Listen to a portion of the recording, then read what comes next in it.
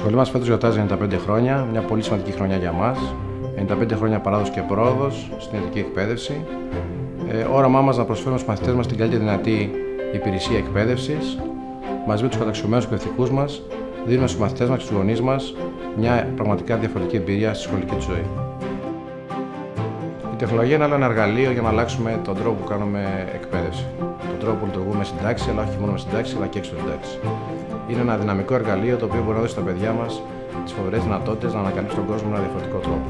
Παράλληλα, απελευθερώνει τους εκπαιδευτικούς, τους δίνει φοβερές ευκαιρίες να παρουσιάσουν το εκπαιδευτικό υλικό που καθημερινά δυναμικά αλλάζει και μέσα από αυτή την προσπάθεια να έχουν ένα καλύτερο αποτέλεσμα στην διαπαιδαγώγηση των παιδιών μας.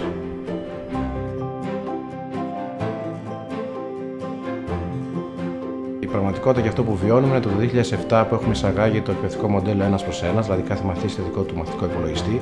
Έχουμε βιώσει πάρα πολύ σημαντικά αποτελέσματα στην βελτίωση της εκπαιδευτικής διαδικασίας. Το πόσο τα παιδιά μαθαίνουν πιο δημιουργικό, ευχάριστο, χρήσιμο και αποτελεσματικό τρόπο.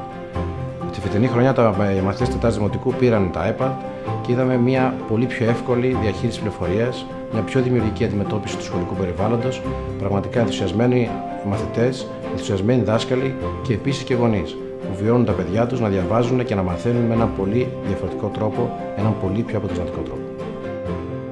Εμείς έχουμε διαπιστώσει ότι η διδασκαλία με το iPad κινητοποιεί πάρα πολύ το ενδιαφέρον των μαθητών μας και αυτό σημαίνει ότι τα παιδιά γίνονται πιο συμμετοχικά, πιο δημιουργικά. Αυτή είναι η στόχη κάθε δασκάλου, συνεπώς είμαστε ενθουσιασμένοι και πάρα πολύ αισιόδοξοι.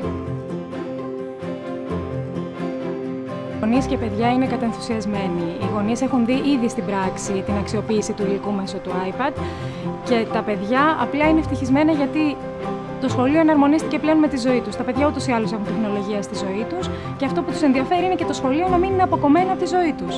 Το iPad ήρθε να βοηθήσει σε αυτό. Το iPad είναι πάρα πολύ εύκολο στη χρήση, οι κινήσεις που απαιτεί είναι απόλυτα φυσικές και δεν δυσκολευτήκαμε καθόλου σε αυτό.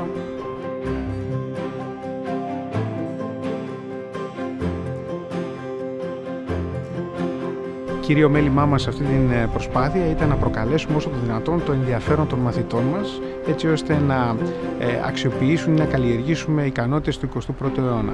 Στην προσπάθειά μας λοιπόν αυτή προσπαθήσαμε να εμπλέξουμε όσο το δυνατόν περισσότερο τους εκπαιδευτικούς μας στη δημιουργία υλικού.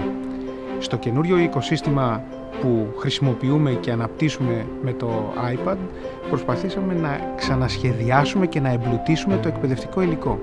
Γράψαμε σχεδόν από την αρχή τα βιβλία, προσπαθώντας να δημιουργήσουμε στους μαθητές μας όσο το δυνατόν περισσότερες αναπαραστάσεις για το ίδιο θέμα. Well, when we started using iPads last year, the reaction the students had to the iPads was amazing because they're so familiar with this kind of technology already through, say, their iPhones. They're able to just get hands-on experience with the apps immediately and apply them to their projects. So just keep in the back of your mind that the whole idea of using the iPad, they would take it into the art room, they would film while they're sketching, they will film their sketches, take pictures of them, work over them, make 3D animated movies of their work already, and then just email it to themselves. Of course, iPads are important in the future. Any new technology that helps education is important in the future.